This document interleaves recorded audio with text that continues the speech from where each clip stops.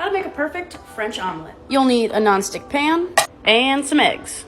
This pan is pretty big, so we're gonna go with 4 eggs. Egg number 1, number 2, number 3. Try to be all cool and fancy and I get eggshell in here. And number 4.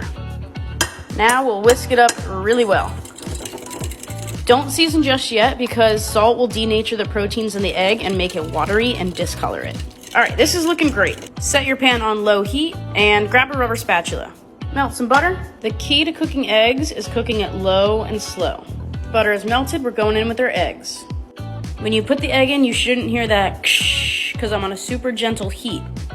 Here's where a lot of people make the mistake. They let it cook in the pan like this. This is gonna create a really tough egg. So what we're gonna do is mix the egg in the pan, almost like we're making scrambled eggs. This is gonna leave us with a really fluffy omelet.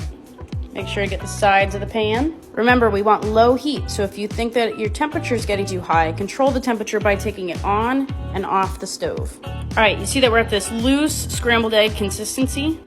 We wanna stop there and make sure that it's covering all of the bottom of the pan. We'll cook it for about 1.5 minutes to allow it to set up. At this point, we can go ahead and season. Now, loosen the egg from the sides of the pan, and then we'll do something called a tri-fold. This is my hand position to take out the omelet. Now let's cut into this and see how the center looks. Oof.